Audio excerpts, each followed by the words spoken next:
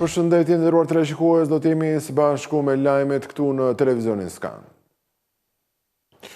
Kryeministri i vendit Edi Rama ka deklaruar se nga 1 janari vitit 2026 paga minimale do të arrijë në 500 euro. Për periudhën 9 mujore do të ketë mbështetje 90 milion euro për sektorin privat dhe për shtesat e sigurimeve.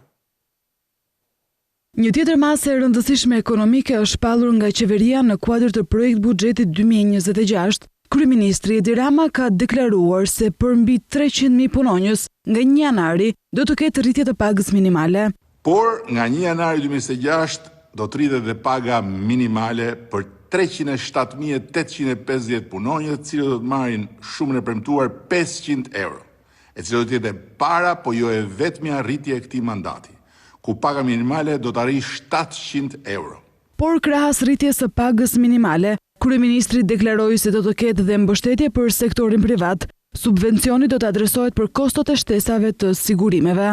Jo vetëm kaq, po siç e kemi premtuar, qeveria do të subvencionojë për një periudhë 9 mujore me 90 milion euro edhe shtesën e kostos së sigurimeve për të punësuarit në sektorin privat. Ndërkohë kujtojmë që nga muaji prill i vitit 2023 është rritja e fundit e pagës minimale, ku aktualisht paga minimale ligjore është 40.000 lekë bruto në muaj.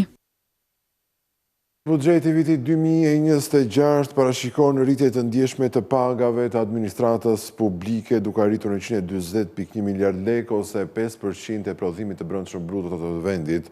Krahasuar me vitin 2024, kjo shënon edhe një rritje prej 20.4 miliard lekësh. Projekt buxheti për vitin 2026 tregon se shpenzimet totale për pagat në administratën publike janë planifikuar në masën e 140.1 miliard lekëve, por si ka evoluar kjo tendencë krahasuar me buxhetet e mëparshme. Në buxhetin e vitit 2024, shpenzimet për pagat e administratës ishin planifikuar në masën e 119.7 miliard lekëve, duke zënë 4.9% të prodhimit të brendshëm bruto. Sipas buxhetit të vitit aktual, shpenzimet e pagave për administratën janë 127.6 miliard lekë, ndërsa në projekt buxhetin e vitit 2026, shpenzimet e pagave të administratës janë shtuar duke arritur në 5% të prodhimit të brendshëm bruto. E kësaj, duke u referuar të dhënave, nga viti 2024 deri në 2026, shpenzimet e pagave të administratës përbën një rritje prej 20.4 miliard lekësh. Rritja graduale e buxheteve për pagat reflekton synimin e qeverisë për të përmirësuar standardin e jetesës për punonjësit e administratës dhe për të ruajtur motivimin e tyre në të gjithë sektorët publik. Ky proces prek të gjitha nivelet e administratës dhe sektorët kryesor publik. Por kujtojmë që nga një korriku i vitit 2024, qeveria shqiptare ndërmori nismën e rritjes së pagave të administratës shtetërore, ku përfituan punonjësit e sistemit arsimor parauniversitar, punonjësit e sistemit shëndetësor, punonjësit e sistemit të sigurisë të vendit, policisë së shtetit, policisë së burgjeve, gardës së Republikës, forcat e armatosura, punonjësit e mbrojtjes nga zjarri dhe shpëtimi, si edhe punonjësit e nivelit zbatues dhe mbështetës të administratës shtetërore. Konkretisht, ishin 14.720 specialistë të administratës që përfituan rritje, 36.570 punonjës mësimor, 15.858 mjek të përgjithshëm dhe infermier dhe rreth 22.500 punonjës të sistemit me grada. Ministri i Financave Petrit Malaj ka prezantuar projekt buxhetin e vitit 2026 në konferencën e kryetarëve të Kuvendit. Sipas tij, ky dokument vendos një gur themeli në drejtim të rritjes së pensioneve në vendin tonë. Buxheti i vitit 2026 vendos një gur themeli në drejtim të rritjes së pensioneve për të siguruar një pagesë dinjitoze për këtë kategori. Ministri i Financave Petrit Malaj, gjatë prezantimit të draftit në konferencën e kryetarëve, shpjegoi se si do të funksionojë skema e rritjes çdo muaj. Për te indeksimit vjetor, që do të zbatohet rregullisht, do të zbatohet edhe rritja mujore e pensioneve për të arritur deri në fund të mandatit që pensioni urban me vite të plota pune të shkojnë në 40.000 lekë nga 27.350 lekë që është sot. Pensioni urban i pjesshëm të shkojë mesatarisht 22.000 lekë nga 15.850 lekë që është sot. Pensioni rural të shkojë 18.000 lekë nga 11.500 që është sot. Pensioni familjar të shkojë 18.000 lek nga 11.400 lek që është sot. Pensioni invaliditetit të shkojë 30.000 lek nga 20.000 lek që është aktualisht. Kjo rritje e pensioneve e buxhetuar për të treja vitet nuk është thjesht një politikë sociale, por një politike domosdoshme që vjen në kushtet e konsolidimit ekonomik. Malaj foli dhe për rritjen e pagës minimale në 50.000 lek nga 1 janari 2026, me planin për të arritur në 70.000 lek në fund të mandatit. Ndërkaq sa i takon pagave në administrat, ai tha se do ketë indeksim çdo 2 vjet.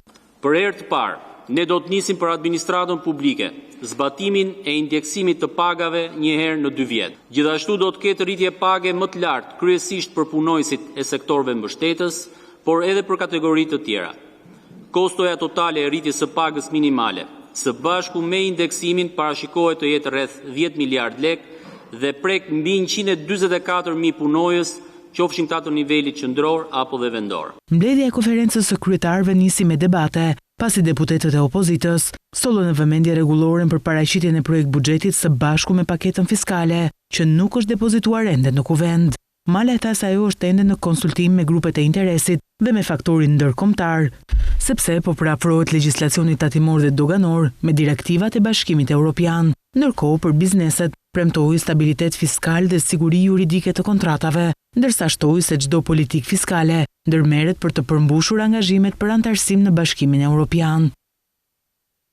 Shëndetësia, infrastruktura, arsimi dhe ushtria do të marrin fondet më të larta nga buxheti i shtetit edhe për vitin 2026. Në total buxheti do të jetë 8.5 miliard euro dhe do të shkojë më së shumti për mbështetjen e politikave sociale. Buxheti i vitit 2026 është më i lartë i akorduar ndonjëherë në rreth 823 miliard lek apo 8.5 miliard euro. Por si do të shpërndahen fondet? Referuar projekt buxheti të miratuar në qeveri dhe depozituar për diskutim në kuvend, edhe për vitin e ardhshëm sektorët prioritar si shëndetësia dhe mbrojtja sociale, infrastruktura dhe energjia, arsimi, ushtria, do të jenë ndër më të financuarit. Konkretisht, Ministria e Shëndetësisë dhe Mirëqenies Sociale merr pjesën më të madhe të tortës buxhetore, afro 82.5 miliard lek në vitin 2026, ku veç pagave të bluzave të bardha, përfshihen edhe investimet e parashikuara në këtë sektor. Ministria e Infrastrukturës dhe Energjisë do të ketë një buxhet prej 77.2 miliard lekësh, duke u fokusuar më së shumti në investimet në projekte të ndryshme rrugore dhe hekurudhore. Ministrisë së Arsimit i është dedikuar një buxhet prej 64.8 miliard lekësh, në të cilin përfshihen pagat për mësuesit si dhe investimet e parashikuara në këtë sektor. Një peshë të rëndësishme në buxhet zë edhe Ministria e Mbrojtjes me një total prej rreth 59 miliard lek, ku pjesa më e madhe shkon për forcat e luftimit në përmbushje të detyrimit që ka Shqipëria në kuadër të NATO-s për një buxhet mbi nivelin 2% të prodhimit të brendshëm bruto. Ministria e Ekonomisë dhe Inovacionit do të ketë një buxhet prej 41.7 miliard lekësh, ku peshën më të madhe mbajnë pagesat për pensionistët dhe ato sociale, ndërsa një shifër e konsiderueshme prej 5 milion eurosh shkon për investime në arsimin e mesëm profesional. Buxheti konsiderueshëm prej 35.7 miliard lek shkon edhe për Ministrinë e Punëve të Brendshme, ku përfshihen pagat e Policisë së Shtetit dhe Gardës së Republikës. 16.2 miliard lek do të shkojnë për Ministrinë e Bujqësisë, ku pjesa më e madhe e fondeve të akorduara shkon për mbështetjen e fermerëve, rritjen e prodhimit dhe eksportin. Ministria e Drejtësisë do të marrë një buxhet prej 14.9 miliard lekësh, Ministria e Financave do të ketë një buxhet prej 12.5 miliard lekësh, Ministria e Turizmit 7.4 miliard lek, Ministria për Evropën dhe Punët e Jashtme 3.7 miliard lek dhe Ministria e Mjedisit 3.2 miliard lek. Pothuajse në të gjitha ministrit ka pasur shtesë të fondeve në raport me vitin e kaluar, ndërsa reduktim të ndjeshëm të buxhetit është bërë për Ministrinë e Ekonomisë dhe Inovacionit, duke qenë se është hequr Dikasteri i Kulturës. Ndërkohë, buxheti për ndërtimin dhe sistemimin e rrugëve do të pësojë rritje për gjatë vitit 2026, duke arritur në 20.22 miliard lek. Projekti me vlerën më të lartë të financimit është ndërtimi i korridorit të 8 me një fond total prej 8.4 miliard lekësh. Buxheti për ndërtimin dhe sistemimin e rrugëve do pësojë rritje gjatë vitit 2026. Sipas draftit të depozituar në kuvend, për këtë zë buxhetor janë planifikuar 20.22 miliard lek nga 18.53 miliard lek që ishte si vjet. Referuar listës së shpenzimeve, projekti me vlerën më të lartë të financimit është ndërtimi i korridorit 8 me një total prej 8.4 miliard lek për 13 lotet ku aktualisht është duke u punuar. Një tjetër projekt i rëndësishëm që merr financim është bypassi i Tiranës me gati 2.2 miliard lek. Gjithashtu për këtë segment është përfshirë si zë buxhetor për herë të parë edhe loti 3, teksa nisja e financimit parashikohet në vitin 2027. Po ashtu një zë buxhetor i ri është dhe ndërtimi i rrugës lidhëse Tiranë-Elbasan me korridorin 8, që synon lehtësimin e trafikut që krijohet në afërsi të rrethrotulimit të Bredasheshit, teksa financimi edhe për këtë projekt parashikohet të nisë në vitin 2027. Buxheti i vitit që vjen siguron financim edhe për zgjerimin e autostradës Tiranë-Durrës në 3 lotet ku aktualisht po punohet, ndërkohë që financimi për fazat 4 dhe 5, që u përfshin si zëra për herë të parë vitin që shkoi, parashikohet të nisë në vitin 2027. Në total për këtë projekt për vitin 2026 janë planifikuar 1.93 miliard lek. Gjithashtu buxheti i vitit që vjen parashikon financime për rikonstruksionin e rrugës Kombinat Ndrojsh-Plepa, jo vetëm për lotin 1, por si vjet janë buxhetuar edhe lotet 2 dhe 3. Këto 2 segmente janë të vetmit për të cilët fillon financimi i ri, pasi gjithë projektet e tjerë janë vazhdim nga vitet e kaluar. Një projekt që merr buxhet është dhe rehabilitimi i rrugës Fjerë-Kthesa e Patosit Fratar me 1.2 miliard lek, si dhe ndërtimi i fazës 1 të bypassit të Sarandës me një fond prej 720 milion lek të vënë në dispozicion. Paralelisht do vijojë financimi për kontratat e partneritetit publik-privat me një vlerë totale prej rreth 5.3 miliard lek. Parat do shkojnë për koncesionin e rrugës së Arbrit, autostradën Milot-Morin, ndërtimin e rrugës Orikum-Dukat, si dhe shërbimet inxhinierike të tyre, përfshirë dhe PPP-t për ndërtimin e aksit Tuman-Kashar dhe Lekaj-Fjerë. Por në këto momente të shkojmë në lidhje direkte me një aktivitet që zhvillohet në Bankën e Shqipërisë dhe që ka në fokus kërkimin ekonomik në Europën juglindore. Ndjekim. Që në këtë workshop të kemi 3 emra nga kjo listë e shquar ekonomistës, të cilët do të na japin keynote speeches. Një aktivitet të cilën ne kemi parë dhe kemi pritur me paturim dhe që shpresoj dhe ju do ta gjeni shumë të vlefshme. Dua t'i falenderoj our 3 keynote speakers, dua të falenderoj prezantuesit, dua të falenderoj diskutant, edhe kolegët e Bankës së Shqipërisë janë përpjekur që ky aktivitet të bëhet një eksperiencë e kënaqshme dhe e vlefshme për ju. Mbi të gjitha, dua të falenderoj guvernatorin, zotin Seko, për mbështetjen dhe udhëheqjen që ai ka dhe shfaq gjithmonë në drejtim të aktivitet kërkimor për Bankën e Shqipërisë.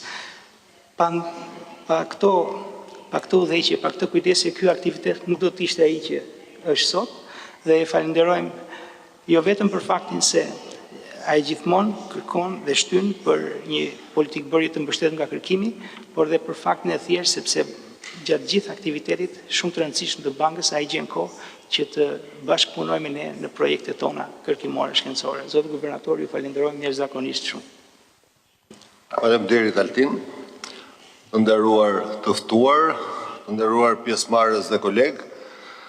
Është edhe për mua një kënaqësi e veçantë t'ju uroj mirëseardhje në takimin e 19 të kërkimeve ekonomike për Europën juglindore, një forum i cili prej vitesh shërben si një hapësirë diskutimi e rëndësishme për shkëmbimin e dijeve dhe përvojave, si dhe për nxitjen e bashkëpunimeve midis ekspertëve dhe profesionistëve të bankave qendrore të rajonit, por dhe më gjerë.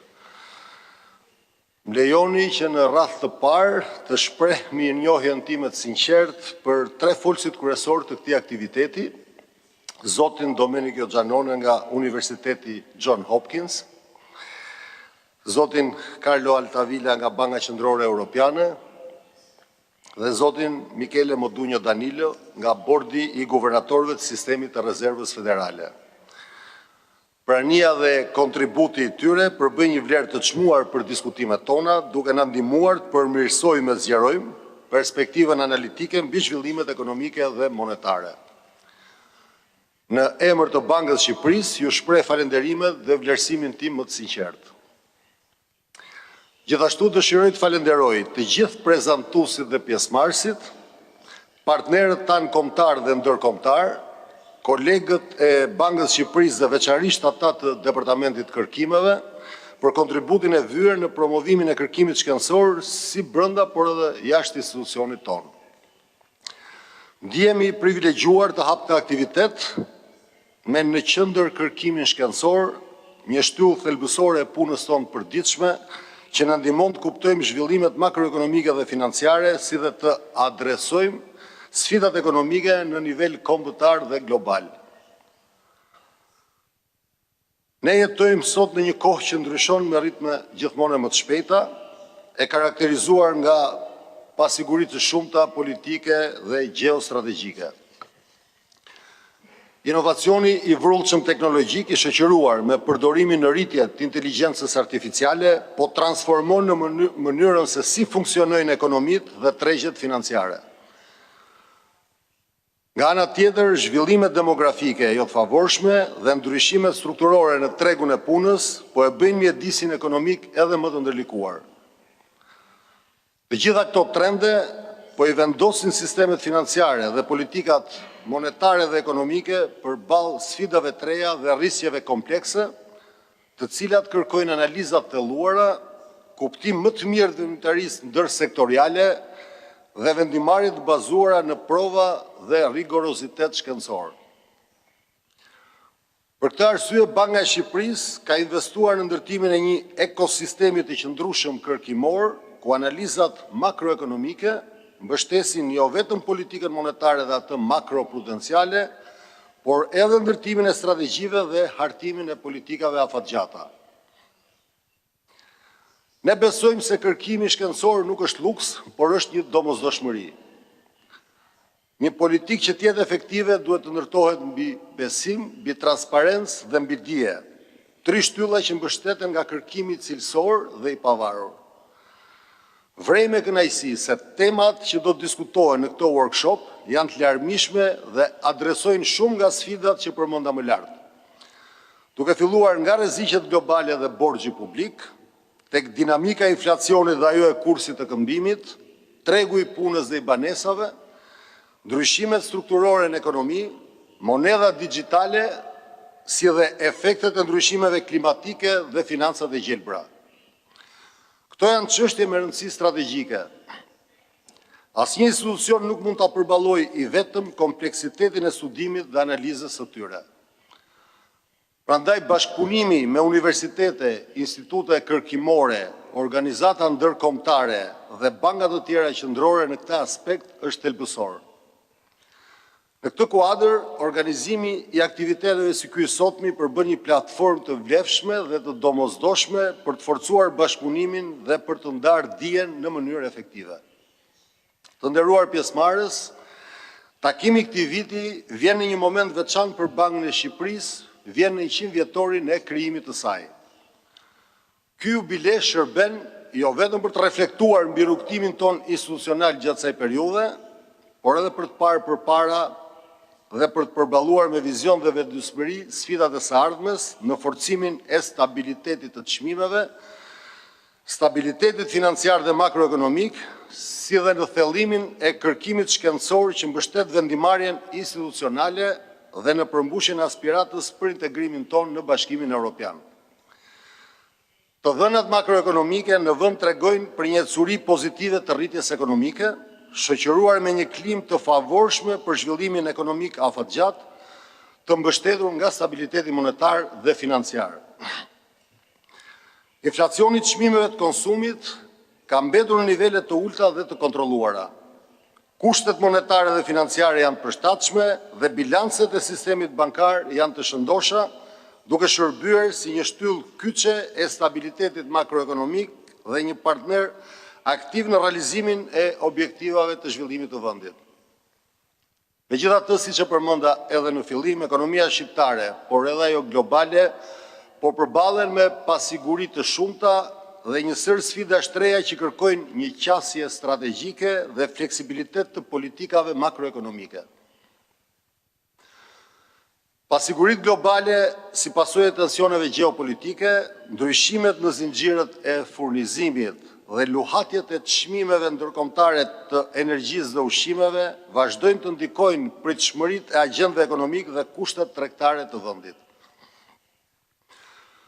Njëkohësisht, tranzicioni drejt një ekonomie më të gjelbër dhe digjitale kërkon investime të mëdha publike dhe private, rritje të produktivitetit dhe përshtatje të strukturës së prodhimit. Nga ana tjetër, ndryshimet demografike, si plakja e popullsisë dhe emigracioni vazhdueshëm i forcës së punës, po kufizojnë ofertën e burrimeve njerëzore, duke ndërlikuar në potencialin afatgjat të rritjes ekonomike. Në këtë mjedis të ri, gati të paparashikueshëm, rritja ekonomike e qëndrueshme dhe ruajtja e stabilitetit makroekonomik është një sfidë më vete e cila kërkon politikat kujdesshme monetare dhe fiskale, rritje të efikasitetit të tregjeve financiare dhe zhvillim të mëtejshëm të tyre. Në këtë kontekst nevojiten reforma të rëndësishme transformuese për të rritur produktivitetin përmes inovacionit, investimeve, përmirësimit të klimës biznesit, rritjes së konkurrencës, ngritjes së strukturave më të mira digjitale dhe përfshirjes më të gjerë. Kemi që ndëruar të shikues në lidhje direkte me workshopin organizuar nga Banka e Shqipërisë, ndërkohë në këto momente do të shkojmë lidhje direkte me zëvendës kryeministren Belinda Balluku, e cila inspekton në stacionin elektrik Tirana 2 ndjekim. KFV-s, por në bashkëpunim me OST-n duhet të thënë kjo, pra kemi pasur një mbështetje financiare nga KFV-ja për 40 milion eurosh, por ndërkohë që gjitha kostot lokale, shpronësimet dhe gjithçka tjetër mbulohen nga vetë operatori transmetimet, për të ndërhyrë në këtë në stacion kaq të rëndësishëm, pra Tirana 2, i cili ofron energjinë jo vetëm për zonën e Durrësit, por për gjithë jugun perëndimor, le të themi. Gjatë implementimit të kësaj linje, që furnizon Durrësin edhe pjesën e jugut, kjo linjë është në dy lloje nivele tensioni, 400 dhe 220. Për momentin ne po operojmë vetëm në dy lloje tensionesh, 220 kV. Në planin afatmesëm kemi mbulimin e linjës 400 kV që na ka ngelur vetëm në pjesën Rashbull-Fier. E kam vizituar Rashbullin nëse nuk gabojm rreth një vit më parë, kur Skerdi drejtonte OST-n atë kohë dhe ecuria aty ka qenë edhe aty e mirë. Këto janë pjesë e paketës parë, apo jo? Po, të paketës parë. Pra, Tirana 2 dhe Rashbulli janë pjesë e paketës parë të... Është loti parë. Me mbulimin e kësaj linje, gjatë sezonit turistik, ne patëm një lehtësim të stakimeve, njëkohësisht edhe një mbulim të zonës jugut. Lehtësuam atë linjën që kalonte nga Fieri, nga Rashbulli në Fier. Njëkohësisht, projekti është përfshirë në dy lote. Në lotin e parë kemi zgjerimin në stacionet dhe në ndërtimin e në stacionet Tirana 3. Nga ku punimet tek dy në stacionet zgjerimit kanë përfunduar tek Rashbulli dhe tek Tirana 2.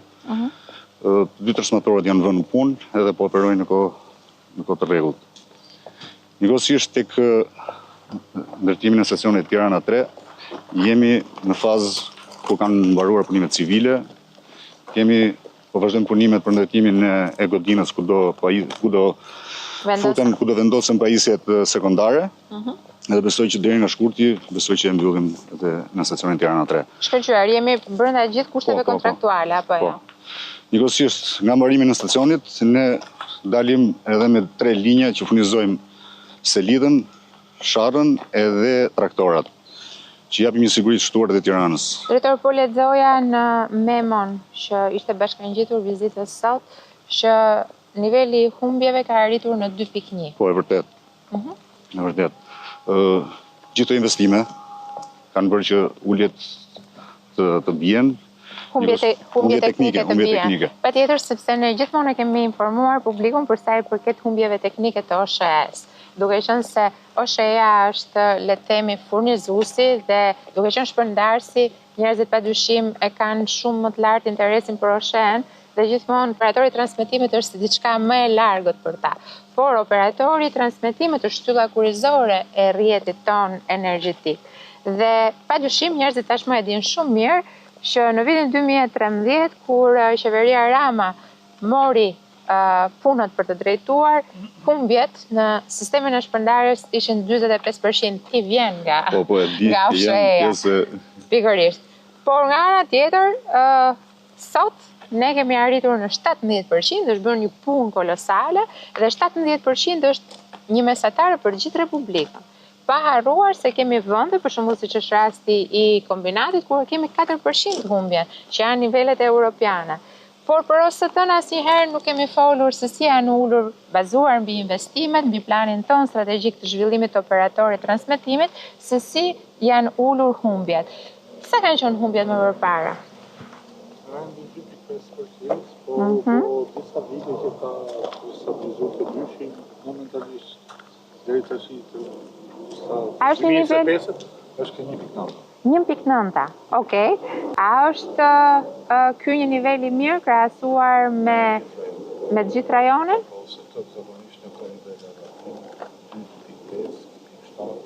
Shkëlqyer.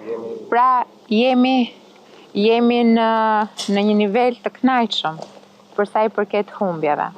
Në ndërkohë, unë e them gjithmonë në të gjitha takimet ndërkombëtare që ne kemi, që padyshim pjesa e operatorit transmetimit është pjesa më e rëndësishme që ka sistemi energjetik i një vendi, pasi është edhe ajo që na lidh me rajonin, me fshinjët. Flitet prej kohësh për planet që OST-ja ka, për të gjitha projektet e reja që u keni. Ne kemi disa projekte të reja të cilat lidhen me linjat e interkoneksionit. Kemi linjën Fier-Bitola që jemi duke mbyllur, kemi ecur mirë aty apo jo? Kemi diku të 80% dikur kemi qenë ne më pas, por tashmë është Maqedonia dhe ne jemi duke avancuar shumë mirë Shqipëria. Janë mbyllur. Jemi duke i ndjekur në vazhdimsi. Edhe do na shërbejë për këtë pjesën e unazës brendshme të 400 kV që na lidh nga Fieri në Elbasan. Shumë e qartë. Njëkohësisht po vazhdojmë dhe studimin e fizibilitetit me linjën me Greqinë që kemi prapë. Për ta trefishuar tashmë. Po, patjetër. Po bashkëpunimi me ta është shumë i mirë. Shumë i mirë. Jemi drejt mbylljes së studimit të fizibilitetit. Kjo është e rëndësishme. Dhe ne kemi 400 dhe po mundohemi të shkojmë në 1200. Në 1200. Kilovolt. Po. Njëkohësisht këtu te ky stacion ne kemi instaluar disa pajisje të reja të cilat janë rregullues tensioni. Në vitet e fundit u shfaqën disa problematika edhe në rajonet e tjera, po për ta paraprirë ne kemi investuar në 2 stacione, në Tirana 2 dhe Elbasan 2. Këtu në Tirana 2 kemi 2 transformatorë që rregullojnë tensionin, një në tensionin 400 kV dhe tjetri në tension 220 kV. Të dyja këto pajisje na kanë sjellë një siguri gjatë kohës kur importet janë shumë të larta, sepse nuk ka mbërkesat janë shumë të vogla dhe kemi një rritje të tensionit. Gjatë kësaj kohe kur rritet tensioni, në ndodhin problematika që na stakohet nga mbrojtja dhe për këtë arsye këto pajisje janë rregullator të këtij sistemi.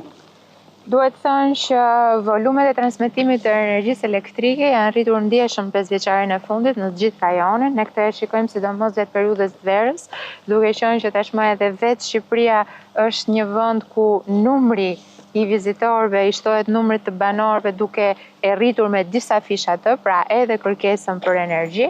Dhe gjithë transmetimi që ndodh nga Greqia në drejtim të Shqipërisë apo Anasilltas apo edhe linja e Malit të Zi që përdoret edhe për eksportet në Itali janë gjithmonë të ngarkuara. Kjo është dhe arsyeja pse Republika e Shqipërisë prej kohësh përmes operatorit transmetimit dhe Ministrisë Infrastrukturës dhe të Energjisë është ulur në tryezën e negociatave me qeverinë italiane, me Ministrinë e Energjisë italiane, por edhe me kompaninë, pra me operatorin e transmetimit italian që quhet Terna, për të diskutuar edhe me i partner të tretë, faktikisht janë Emiratet e Bashkuara, për të diskutuar për ndërtimin e linjës nënujore direkt që do të lidhë Shqipërinë me brigjet italiane. Sigurisht kjo është një punë kolosale që kërkon një kohë për ngjizjen e saj, për sa i përket studimit fizibilitetit, projektimit, gjetjen e pikave të duhura të lidhjes, pasi në rastin e energjisë nuk mund të shkosh në pikën më të shkurtër, po duhet shkosh pikërisht atje ku Italia ka kapacitete për të përfitur.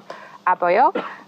Dhe pastaj gjithë çështjet e batimetrisë dhe gjithçka tjetër që kanë të bëjnë, pasi të shtrosh një linjë nënujore nuk është njësoj si linjat e tensionit që ju keni në ajër. Edhe e cila është një sfidë për OST-n. Ne jemi të angazhuar gjithë që ky projekt të mbështetet nga ana jonë dhe të jetë një nga sfidat e radhës. Por patjetër unë besoj që ashtu siç i kemi realizuar të gjitha sfidat që kemi pasur para nesh në infrastrukturë dhe në energji, edhe ky projekt i ri, një projekt gjeopolitik do thoja, përveç se projekt energjetik, do të gjejë edhe ai realizimin e dur. Shumë faleminderit për informacionin sot, ju uroj punë të mbarë dhe me Faleminderit. Drejtor. Kemi qenë pra nderuar teleshikues në lidhje direkte me inspektimin e zonjës Balluku në stacionin elektrik Tirana 2, ndërkohë që këtu kemi përfunduar. Unë falenderoj për vëmendjen. Bashkë, mirupafshim.